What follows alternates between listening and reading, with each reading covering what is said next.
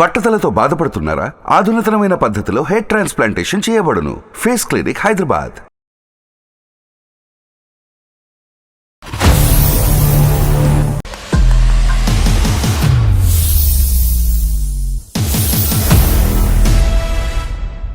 అందమైన జీవితం కార్యక్రమానికి స్వాగతం. నమస్తే కళ్యాణ్ గారు. నమస్తే జయ గారు. కళ్యాణ్ గారు, ఒకసారి కాల్ చేసేద్దామండి. చేయండి. This makes it more interesting. అవును, but a bit more worrying also. ఏంటి అవుతుందంటే జయ గారు, ఇలాంటి పరిస్థితుల్లో మరీ ఎక్కువ మనం సముదాయించలేము. ఇంకా మరీ ఎక్కువ అమ్మ వెళ్ళాలమ్మా, తప్పదమ్మా, నువ్వు వెళ్ళకపోతే ఎలా అమ్మా అంటే కనుక వెళ్ళి 10 రోజులు ఉండి మళ్ళీ వెనక్కి వచ్చేస్తాం. అవును, చాలా సందర్భాల్లో ఇదే మనం చూస్తూ ఉంటాం. పేరెంట్స్ వచ్చి ఆడపిల్లని కూర్చోబెడతారు. హలో హలో, శ్రీవాణి గారండి? అవును మేడం. నేను జయానండి, అందమైన జీవితం ప్రోగ్రామ్ నుంచి కాల్ చేస్తున్నాను. మేడం. హాయ్ అండి. హాయ్, ఎలా ఉన్నారు? బాగున్నాను మేడం. ఓకే, మాట్లాడొచ్చా? మళ్ళీ మీరు మెయిల్ చేశారు కదా? అవునండి, ఒక నిమిషం, నేను మళ్ళీ వస్తాను. ఓకే మేడం, చెప్పండి మేడం. రైట్ రైట్, ఫ్రీ ఉన్నారండి? అంటే వేరే రూమ్ లోకి వచ్చాను అనమాట. ఓకే ఓకే, చెప్పండి మేడం. అవును, మెయిల్ పెట్టాను. ఓకే ఓకే, చాలా సంతోషం అనిపించిందండి ఫస్ట్ లైన్ చదివినప్పుడు నాకైతే. ఆ తర్వాతే మళ్ళీ ఆలోచనలోకి దిగాను. సో డాక్టర్ గారు ఉన్నారు, కళ్యాణ్ గారు నాతో పాటు మాట్లాడతాం మేడం. మాట్లాడి ఈ రోజు ఎపిసోడ్తో ఒక మంచి నిర్ణయానికి వచ్చేద్దరు గాని వచ్చేయాలని నేనైతే కోరుకుంటున్నాను. శ్రీవాణి గారు, నేను కూడా అదే ఆశిస్తున్నాను. డెఫినెట్ గా ఒకసారి డాక్టర్ గారితో మాట్లాడండి. అమ్మా శ్రీవాణి, నమస్తే అమ్మా. నమస్తే డాక్టర్ గారు. కాయా పండ. నాకు మా నాన్నకి చాలా కౌన్సిలింగ్ ఇచ్చారు. మీ ఇంటి అమ్మాయి లాగా ఎంతో కేర్ తీసుకున్నారు సార్. కానీ తర్వాత నేను మాట్లాడిన మాటలు ఉంటాయి కదా మా హస్బెండ్ తో, వాటిలో నాకు మళ్ళీ కొన్ని అబ్జెక్షన్స్ పెట్టారనమాట తను.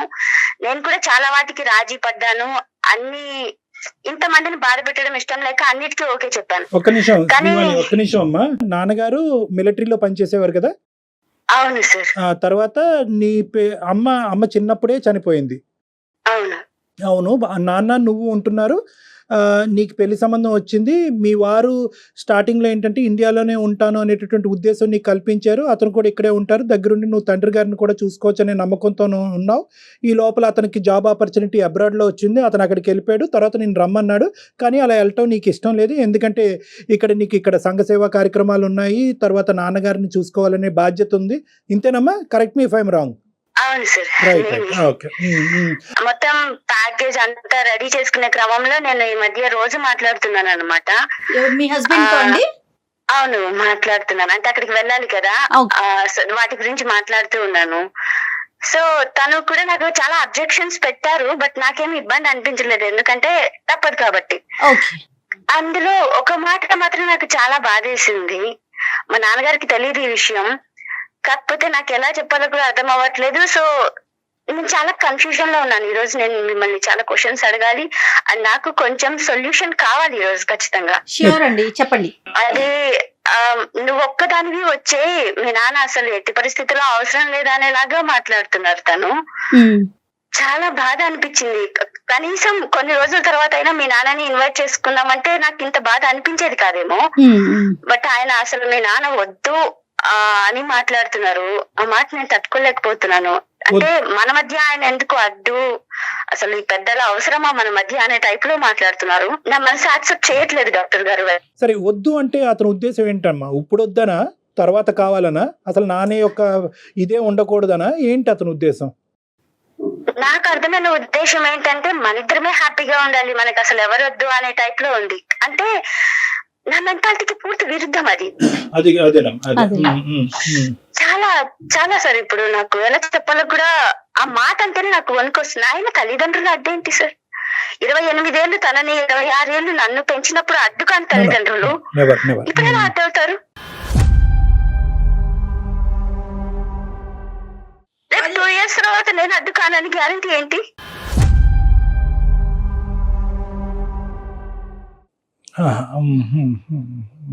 కాదు శ్రీవాణి గారు, మీరు ఎలా మాట్లాడుకున్నారు అంటే కొన్ని రోజులు ఉండి ఇద్దరం కలిసి ఉండి మళ్ళీ ఇండియాకు వచ్చేద్దామని అట్లా మాట్లాడారా ముందుగానే? ఎందుకంటే మీకు అస్సలు ఇష్టం లేదు కదా యుఎస్ కి వెళ్ళటానికి. లేదు మేడం, నాకు అర్థమైంది ఏంటంటే తనకి అక్కడ చాలా బాగుంది. అంటే జెంట్స్ కి ఉంటాయి కదా అలవాట్లు, డ్రింక్ కానీ ఫ్రెండ్స్ కానీ, అంతా చాలా కంఫర్టబుల్ గా ఉంది. నాకు ఎలా అయితే ఇక్కడ ఎంత కంఫర్టబుల్ గా ఉందో తనకి అలా ఫీల్ అవుతున్నాడు ఒక 2 years కే. ఆ పొయ్యి కూడా 2 years కాలేదు కదా, మాకు పెళ్ళై 2 years. అవునవును. తను పొయ్యి కూడా దగ్గర దగ్గర 1 year అబౌవ్ అంతే. అతని జాబ్ కానీ ఫైనాన్షియల్ గా కానీ అంతా కూడా ఓకే. అంత అంటే తను ఫీల్ అవుతున్నాడు అలాగా, కానీ తల్లిదండ్రులకి దూరంగా ఉండి అంత కంఫర్ట్ గా ఎలా ఫీల్ అవుతున్నాడు అన్నది నాకు అర్థం కాలేదు. ఇక్కడ ఏంటంటే we are only looking at one side of the coin. నానానికి ఒక సైడే మనం చూస్తున్నాం. ఆ అబ్బాయి క్లియర్ కట్గా ఇప్పుడు కాంటెక్స్చువల్గా మీరు మాట్లాడితే కనుక ఆ అబ్బాయి తల్లిదండ్రులు ఎవరండి అవసరం లేదని అంటున్నాడు, మన ఇద్దరి మధ్యన వాళ్ళు ఎందుకు అని అంటున్నారు అనేది మనకి ఏంటంటే కాంటెక్స్ట్ ఆఫ్ ద సిచ్యువేషన్. ఎందుకంటే 9 out of 10 కేసెస్లో భార్యాభర్తలు కొత్తగా పెళ్ళైనప్పుడు మీ తల్లిదండ్రుల యొక్క ప్రమేయం ఇప్పుడు వద్దు, మా తల్లిదండ్రుల ప్రమేయం కూడా ఇప్పుడు వద్దు, ఎందుకంటే మన ఇద్దరం అనుకుంటే ఒక ప్రైవేట్ లైఫ్ అనేటటువంటిది చూద్దాము. ఫస్ట్ ప్రయారిటీ అనేటటువంటిది పేరెంట్స్ని ఎంత తొందరగా ఇక్కడ తీసుకురావాలి, పేరెంట్స్ మన మధ్యన ఎంత తొందరగా ఇక్కడ పెట్టాలి అనేటటువంటిది కాకుండా ఫస్ట్ మన ఇద్దరం ఎలా బాండ్ అవుతాం. సహజంగా అలాగే ఆలోచిస్తారు డాక్టర్ గారు. కొత్తగా మ్యారేజ్ అయినటువంటి వాళ్ళు కొత్తగా అది న్యాచురల్ అన్నంత మాత్రాన ఇప్పుడు నేను ఇందాక అంటున్నాను ఆ అబ్బాయి వర్జన్ మనం ఇక్కడ పూర్తిగా వినలేదు. పూర్తిగా విన్నప్పుడు మీరు ఏంటంటే మీరు చెప్పే విధానం ఎలా ఉంది అంటే అసలు వద్దండి తల్లిదండ్రులు వద్దు అనేటటువంటి విధంగా నిజంగా అలాగే అన్నాడా, లేదంటే ఇప్పుడు అప్పుడే వద్దు అని అన్నాడా? ఫస్ట్ మనిద్దరం అసలు ప్రైవేట్ లైఫ్ అనేది చూడలేదు, ఒక ఏకాంతమైనటువంటి జీవితం మన ఇద్దరం కలిసి గడపలేదు, మన అనుభవాలు అనేటటువంటి తీపి గుర్తులు అనేటటువంటి మనకు ఎప్పుడు లేవు, ఈ ఒడ్డున నేను ఆ ఒడ్డున నువ్వు ఉన్నావు కాబట్టి కొంతకాలం మనం ప్రయాణం చేసిన తర్వాత తల్లిదండ్రుల యొక్క జోక్యం కానీ వాళ్ళ ఇన్వాల్వ్మెంట్ కానీ చూద్దాం అనే విధంగా చెప్పాడు. చాలా జాగ్రత్తగా మాట్లాడవలసినటువంటి అంశాలమ్మ ఇవి.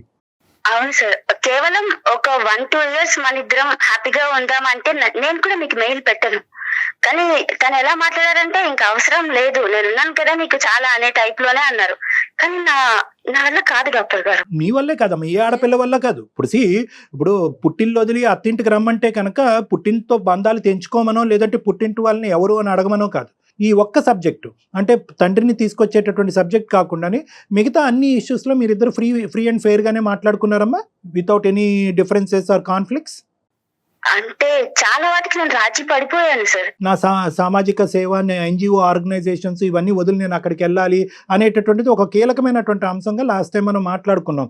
బంధువులు ఇవన్నీ కూడా అప్పచెప్పేశాను సార్, అవి కూడా నా ఫ్రెండ్స్ కి అప్పచెప్పేశాను ఒక 2 years వరకు. కానీ అంతా నేను ఇన్ని రాజీ పడ్డప్పుడు తను అంటే తన మాటలు ఎలా ఉన్నాయంటే డాక్టర్ గారు అన్నిటికీ రాజీ పడుతుంది, నాకు నచ్చట్లేదు, దీన్ని ఎక్కడో ఒక చోట మెలిక పెట్టి రాకుండా చేయాలి అనేదే కనిపిస్తుంది, కానీ నేను ఈ విషయం పేరెంట్స్ కి చెప్పలేను.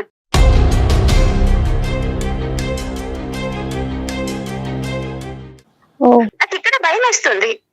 అంటే నువ్వు రాకూడదు నా ఉద్దేశం అమ్మా అబ్బాయిది. అతని మాటలు అలా అనిపించిందా? అన్నిటికీ రాజీ పడ్డప్పుడు ఈ ఒక్కదానికి ఓకే ఒక 3-4 years తర్వాత పిలుచుకుందామని కనీసం ఒక మాట కదా.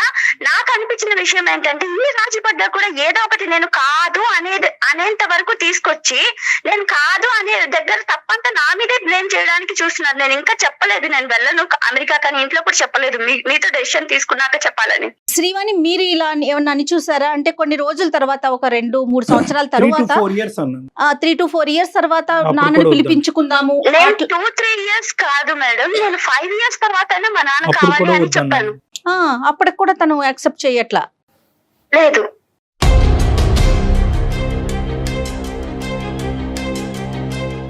అమ్మా ఇప్పుడు అదే ఇక్కడ ఏంటంటే కొద్దిగా అటు సైడ్ మనం వినకుండా మాట్లాడలేకపోతున్నాం ఎందుకు అనే మాట అడిగేవమ్మా. మరి మీ పేరెంట్స్ మీ ఫాదర్ రాకూడదు అంటే కనుక వాళ్ళ పేరెంట్స్ రాకుండా ఉంటారా? మరి అది ఓకేనా? వాళ్ళు అనిపించింది, అప్పుడే అనిపించింది నా బాధ్యత నా తండ్రే కాదు నా అత్త మావాలని కూడా. అసలు అక్కడ ఓకే నువ్వు లైఫ్ లో హ్యాపీగా ఉండు, కానీ మనకి దగ్గరలో ఉంచుకుందామన్నా వద్దంటే ఎలా డాక్టర్ గారు?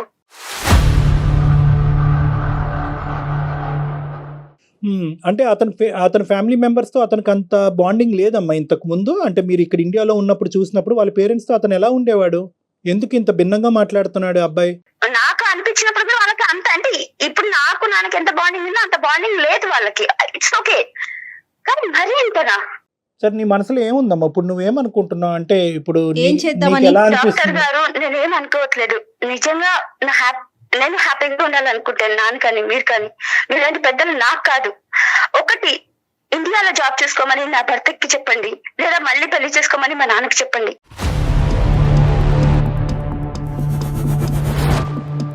సారీ ఏంటమ్మా? నాన్నకి పెళ్ళా? నాన్నని మళ్ళీ రెండో పెళ్ళి అంటుంది. నాన్నకి పెళ్లి ఇంకోటి ఇండియాలో ఇక్కడికి జాబ్ రండి. చేసుకోమని నా భర్తకి చెప్పండి. మీ ఇండియాలో జాబ్ చేసుకోవటానికి ఆ అబ్బాయి అంగీకరించకే కదమ్మా అన్ని శతవిధాలుగా ప్రయత్నాలు మనం చేసిన first time తర్వాత ఏ కూడా మాట్లాడాం కదా. నాకు మీరు కౌన్సిలింగ్ ఇచ్చినట్టుగా తనకిస్తే వస్తారేమో అని ఒక ఆశ. సరే ట్రై చేద్దామా, అంత కాదు. కానీ ఇక్కడ ఏంటంటే ఇక్కడ మోస్ట్ ఇంపార్టెంట్ థింగ్ ఏంటంటేనమ్మా, ఆ అబ్బాయి చాలా కండిషనల్గా అనిపిస్తున్నాడు నాకు. అంటే ఏంటంటే everything has to be worked on his conditions. అతను పెట్టేటటువంటి నియమ నిబంధనల మీదే మొత్తం అంతా ముందుకెళ్ళాలనేటటువంటి వ్యక్తిత్వంగా అబ్బాయి కనిపిస్తుంది. నువ్వు సామాజిక సేవ కాంప్రమైజ్ అయ్యినందుకు పెద్ద అతని సైడ్ నుంచి ఎప్రిసియేషన్ అనేది లేదు.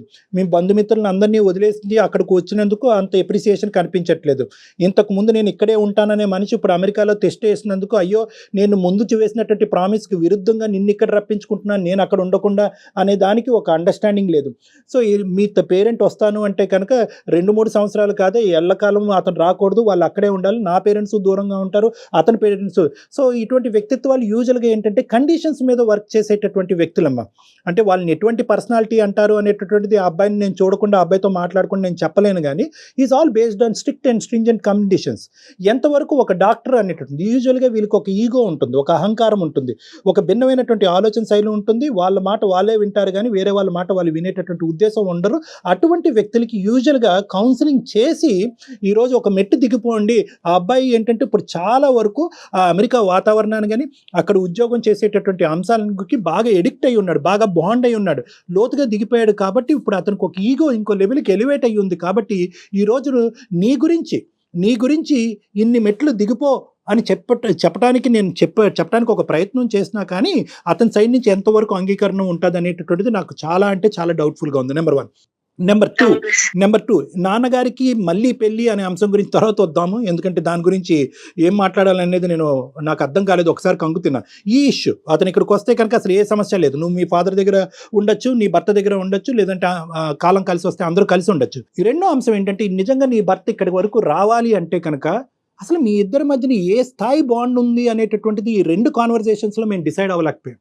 ఏ స్థాయి బాండ్ ఉంది? అమెరికాలోని ఇక్కడ ఉన్నంతసేపు 8 నెలల వ్యవధి గ్యాప్ ఉందండి. అందులో ఏంటంటే అతను రా అంటాం, నేను రాను అంటాం. సో ఈ డిస్కషన్లో సరిపోయింది. కాబట్టి మాటామంతి కూడా మెసేజింగ్ కూడా లేకుండా పోయింది. ఇద్దరి మధ్యన డిస్టెన్స్ పెరిగింది. ఏదో లాస్ట్ కాల్లో నా పుణ్యమా అంటూ మళ్ళీ ఇద్దరు కాన్వర్జేషన్ మొదలు పెట్టారు. అసలు క్వాలిటీ ఆఫ్ ఇమోషనల్ బాండ్ మీ ఇద్దరి మధ్యన మానసిక పరమైనటువంటి బంధం ఏ స్థాయి వరకు ఉంది అనేటటువంటిది నాకు అర్థం అవుతే అప్పుడు బాబు ఇంత ఇదిగా ప్రేమించేటటువంటి నీ భార్య గురించి అమెరికా నుంచి తిరిగి రా బాబు అని నేను అడగచ్చు. అంటే నాకు అప్పుడు చాలా డీప్ గా అనిపించింది డాక్టర్ గారు, చాలా ప్రేమిస్తున్నారు నన్నని. కానీ ఇప్పుడు ఏం అర్థమవుతుందంటే తనకి డబ్బే ప్రపంచం, డబ్బు ఉంది కాబట్టి ఇప్పుడు మన 2 తరాలకి సరిపోయేంత సంపాదించి పెట్టారు. తనకి డబ్బే కావాలంటే అది కూడా చెప్తున్నాను కదా, ఇండియాలో మళ్ళీ నాన్న బిజినెస్ స్టార్ట్ చేస్తారు, నేను జాబ్ చూసుకుంటాను అంటే లగ్జరీ లైఫ్ కి మాత్రమే ఇంపార్టెన్స్ ఇచ్చే మనసు తనది. అఫ్ కోర్స్ నాకు అప్పుడు అనిపించలేదు, ఓకే మనం ఉన్న వాళ్ళం ఇలా ఉంటే తప్పేంటని నాకు అప్పుడు అనిపించింది. కానీ ఇప్పుడు అర్థమవుతుంది. సరే నాన్న, నువ్వు నాకు చెప్పేది ఏంటంటే ఈ మనిషికి ఇచ్చేటటువంటి విలువ కంటే డబ్బు లగ్జరీకే ఎక్కువ విలువనిస్తాడని నీకు అనిపిస్తుందా? అవును. ఇప్పుడు అనిపిస్తుందా, మొదటి నుంచి అనిపించిందా? ఇప్పుడు ఫస్ట్ నుంచి కూడా అలాగే ఉంది. కానీ అప్పుడు ప్రేమ వీళ్ళ మధ్యలో ఉన్నాను. సో ఏదన్నా తన ఒక మాట అన్నా నేను నాన్న దగ్గరికి వెళ్ళినప్పుడు అది మర్చిపోతాను. నాకు అది ఒక గుడ్ హ్యాబిట్ ఉంది. అందుకు నాకు అప్పుడు అనిపించలేదు పెద్దగా. కానీ ఇప్పుడు అలాంటి మనిషిని నమ్ముకొని పెద్దవాళ్ళు మనకు అర్థము, వాళ్ళు మనకేంటి, మన మధ్య ఎందుకు అనుకునే అతన్ని నమ్ముకొని నేను ఇన్ని సముద్రాలు దాటి ఇంత దూరం ఎలా వెళ్ళగలను? వాళ్ళ పేరెంట్స్ ఏమంటారమ్మా? మీ ఇన్లాస్ ఏమంటారు? సార్ చెప్తే ఎలా ఉంటుందో తెలియదు కానీ వాళ్ళు కూడా పసిపిల్లల్లాగా మీరు వెళ్ళిన సంవత్సరానికే మేము వస్తాము, అక్కడ అది చూడాలి, ఇక్కడ ఇది చూడాలి అంటుంటే పిచ్చి మొఖాలారా అతను మిమ్మల్ని వద్దని అంటున్నాడని వాళ్ళకి చెప్పలేక వాళ్ళ ఆనందాన్ని చూసి ఆ ఎమోషన్ బయట పెట్టలేక చచ్చిపోతున్నాను డాక్టర్ గారు నేను.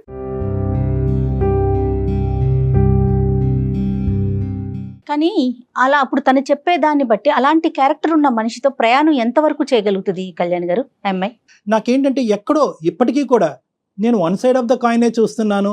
ఈ అబ్బాయికి సంబంధించినటువంటి వర్జను ఇంకోళ్ళు ఎవరూ చెప్పలేరు. అటువైపు తల్లిదండ్రులు కూడా మా అబ్బాయి గ్రేట్ అనేటటువంటి ఉద్దేశంతోనే వాళ్ళు ఉన్నారని అంటున్నావు.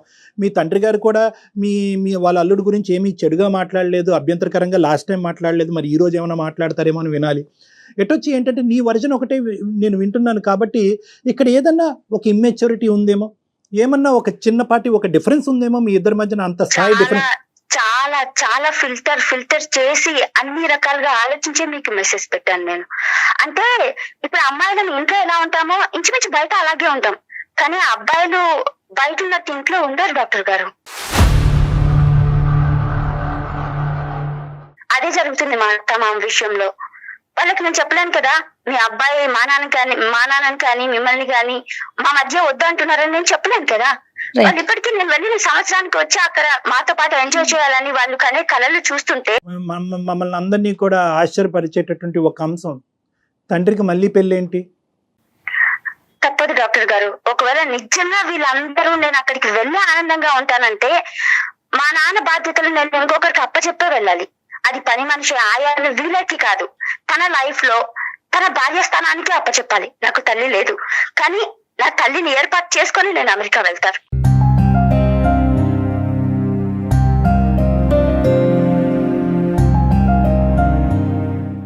అసలు మీరేమనుకుంటున్నారు శ్రీవాణి? ఇప్పుడు అతని విషయం పక్కన పెడదాం, అతను మీరు ఉన్నా లేకపోయినా ఉండగలడు అనే ఒక డెసిషన్కి మీరు వచ్చారు కదా, మీ పరిస్థితి ఏంటి? అతను ఉన్నా లేకపోయినా మీరు ఉండగలరా? మీ జర్నీని ఎలా అనుకుంటున్నారు మీరు? ఉండలేను మేడం, అది హస్బెండ్. నేను ఉండలేను, అలా అని వెళ్ళలేను, అలాంటి పరిస్థితిలో ఉన్నాను నేను ఇప్పుడు. మీ హస్బెండ్ ని వదిలి ఉండలేరు, అందుకని వెళ్ళలేరు, ఇటు నాన్నగారి పరిస్థితిని బట్టి, అంతేనా? అందుకే నాన్నకి పెళ్లి చేయాలంటున్నాను.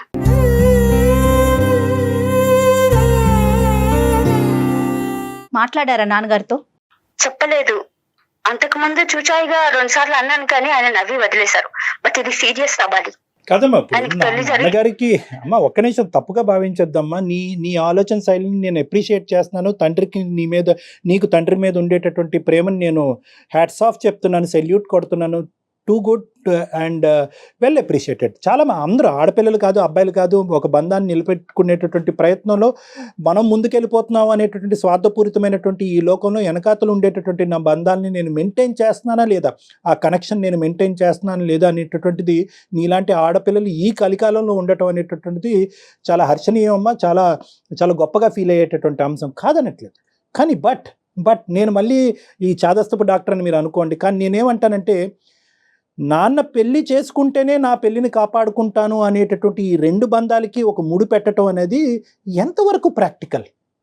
ఇప్పుడు ఈ సమస్య వచ్చింది కాబట్టి మీ ఆయన అక్కడ రమ్మంటున్నాడు, మీ ఆయన ఇక్కడ రాను అని అంటున్నాడు అనేటటువంటి ఉద్దేశంతో సడన్గా నీకు ఒక ఐడియా తట్టి నాన్నకు ఒక తోడు కావాలంటే, నాన్నకు ఇప్పుడు పెళ్లి చేయాలంటే, భార్యను పోగొట్టుకునేటటువంటి ఒక భర్త చాలా కాలం బట్టి అయినటువంటి కేవలం నా కూతురు నాకు ఒక తోడు కావాలి అని అనుకుంటుంది కాబట్టి వేరే ఒక స్త్రీని ఆర్టిఫిషియల్గా తీసుకొచ్చి పక్కన కూర్చోపెట్టి 3 ముళ్ళు కట్టి, అరే నువ్వే నా భార్య, నువ్వు నా భార్య ఎందుకు అయ్యావు అంటే కనుక నా కూతురికి తల్లి కావాలి కాబట్టి, నా కూతురు అమెరికా వెళ్ళాలి అంటే కనుక నా భార్య కావాలి కాబట్టి ఈవిడ్ని నేను పక్కన నిలబెట్టుకున్నాను అనేటటువంటి ఆర్టిఫిషియల్ సినారియో ఈరోజు క్రియేట్ చేస్తామమ్మా.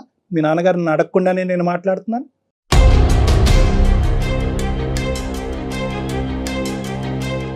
డాక్టర్ గారు ఏమంటున్నారంటే, ఎప్పుడైతే మీ అమ్మగారు చనిపోయారో కొన్ని రోజుల తర్వాత నుంచి మీరు అట్లీస్ట్ నాన్నగారు ఒక్కరే ఉంటున్నారు, ఆయనకు ఒక తోడు కావాలని ఆలోచించినట్లయితే ఆ పరిస్థితి వేరు. కానీ ఇప్పుడు మీరు అమెరికా వెళ్ళాల్సిన పరిస్థితి వచ్చినప్పుడు ఆయన దగ్గరికి ఇంకొక వ్యక్తిని తీసుకురావటం అనేది అది ఎంతవరకు అది ఆర్టిఫిషియల్గా అనిపిస్తుంది కదా, ఆయన ఎలా రిసీవ్ చేసుకుంటారు అనేది డాక్టర్ గారి ప్రశ్న. దానికి ఒక దారి ఉంటే కనుక, నిజంగా నాన్నగారు ఆ విధంగా ఉద్దేశంలో ఆలోచిస్తే కనుక, ఖచ్చితంగా అవకాశం ఉంటే కనుక మనం ఒక ప్రయత్నం చేయొచ్చు. నాన్నగారు ఉన్నారమ్మా, మాట్లాడదామా మరి ఒకసారి నాన్నగారితో ఏమన్నా? మీరే మాట్లాడండి డాక్టర్ గారు, ఎందుకంటే ఆయన సొల్యూషన్, నేను అమెరికా పోవాలి అన్నప్పుడు దీనికి సొల్యూషన్ ఆయన పెళ్లి చేసుకోవాలి. మీరే మాట్లాడండి. అదే చెప్తున్నారు, దీనికి దానికి ముడి పెట్టవద్దు శ్రీవాణి, మీరు ప్రాక్టికల్గా ఆలోచించండి. నేను అమెరికా వెళ్ళాలంటే నాన్న పెళ్లి చేసుకోవాల్సిందే, నాన్న పెళ్లి చేసుకోకపోతే నేను అమెరికా వెళ్ళను అంటే మీ జీవితం వేరు, నాన్నగారి జీవితం వేరు కదా.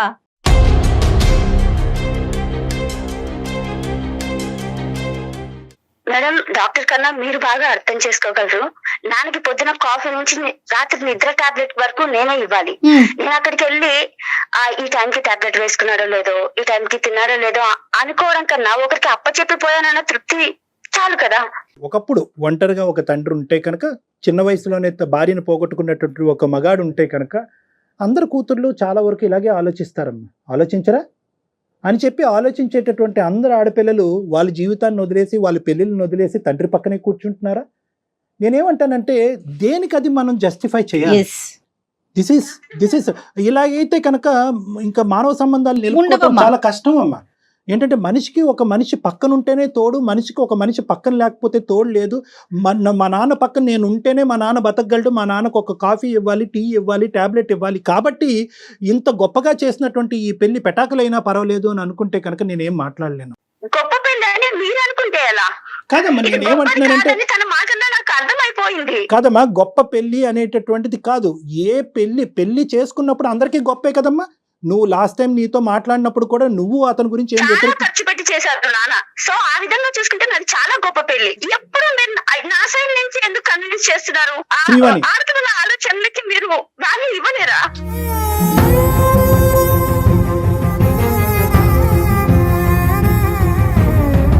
లేదమ్మా అలా అనుకోకమ్మా. ఆడపిల్ల మగపిల్లడు అని అనుకోకు. నేను పెళ్లికి ఆ ఇంపార్టెన్స్ బంధానికి ఇస్తున్నాను. విలువిస్తున్నాం. ఎందుకంటే కనుక ఈ రోజు క్రాస్ సెక్షనల్ గా మనం ఇలా చూసుకుని మాట్లాడుకునేటటువంటి ఈ మాట రేపొద్దున ఎల్లుండ ఒక 20, 30, 40 సంవత్సరాల తర్వాత కూడా నీకు నేను చెప్పేటటువంటి డెసిషన్ మంచిగా అనిపించాలి. అసలు ఆయన అతని అభిప్రాయం ఉద్దేశం ఏంటో తెలుసుకుందాం.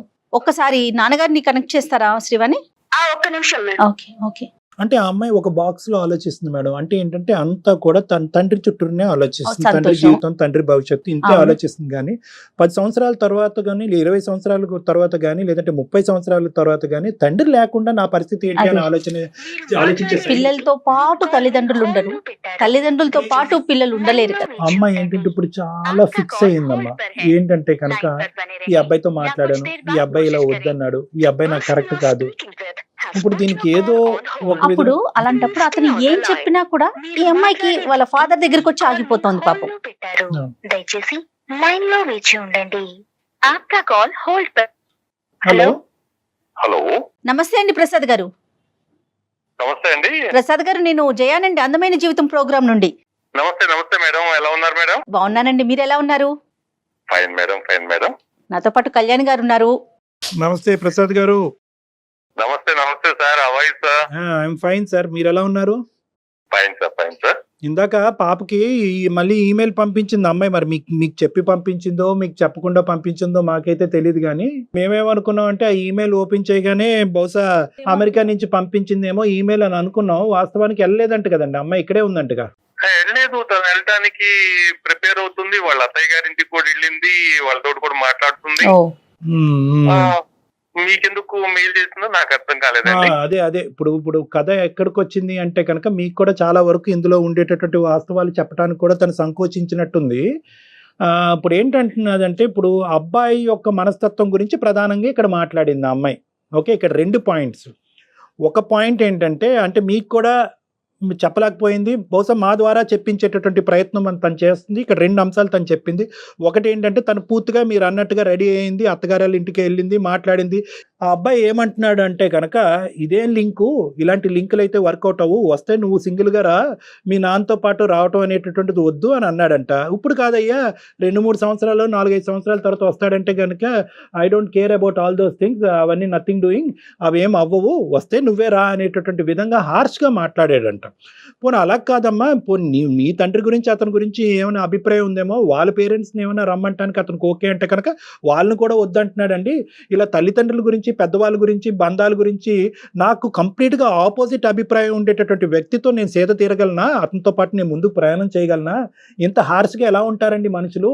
నేనేమో వచ్చి నా కుటుంబ సభ్యులే కాకుండానే ప్రపంచం అంతా నా కుటుంబం అన్నట్టుగా నేను పగలనక రాత్రనక కష్టపడి అది కూడా త్యాగం చేసి అన్నీ వదిలేసి నేను అమెరికా రావటం సిద్ధపడుతుంటే ఇటువంటి వ్యక్తిత్వంతో ఉండేటటువంటి వ్యక్తితో నేను ఎలా ఉండనండి అనేది నెంబర్ 1 పాయింట్. సరే సార్, మీ మాట మీద గౌరవంతో నేను వెళ్తాను, కానీ మా నాన్న పరిస్థితి ఏంటి? మళ్ళీ మొదటికే వచ్చింది మన అమ్మాయి. మా నాన్న పరిస్థితి ఏంటి? మా నాన్నకి ట్యాబ్లెట్ ఎవరు ఇస్తారు, కాఫీ ఎవరు పెడతారు, టీ ఎవరు పెడతారు, మా నాన్నకు ఒంటరిగా నేను ఎలా వదిలేస్తాను అని చెప్పి ఇప్పుడు ఒక కొత్త ట్విస్ట్ చెప్పింది. మాకు అసలు అర్థం కాలేదు. నిజంగా అది హర్షించేటటువంటి అంశమే కాదనట్లేదు, కానీ నిజంగా ప్రాక్టికాలిటీకి చాలా దూరంగా ఉండేటటువంటి ఒక అంశం తీసుకొచ్చి మా నెత్తి మీద పెట్టి మా నోర్లు కట్టేసింది. ఆ అమ్మాయి ఏం చెప్పాలో మాకు అర్థం కాక మీకు ఫోన్ చేస్తాం. ఆ అమ్మాయి ఏమంటుందంటే మా నాన్నకి ఒక ఈడు జోడు చూడండి, మా నాన్నకు ఒక పెళ్లి కూతురుని చూడండి, నాకు ఒక అదే మేము కూడా అలా 3 సార్లు ఏంటండి అని అన్నాం అమ్మాయిని. ఏమందంటే మా నాన్నకి మళ్ళీ పెళ్లి చేస్తే, మా నాన్నకు ఒక తోడుని తీసుకొస్తే, మా నాన్నని సేవలు చేసేటటువంటి ఒక స్త్రీని అతని పక్కన నించో పెడితే అప్పుడు నేను ఆ అబ్బాయి చెప్పినట్టుగా అమెరికా వెళ్ళిపోతానని అంటుంది. Oh my God.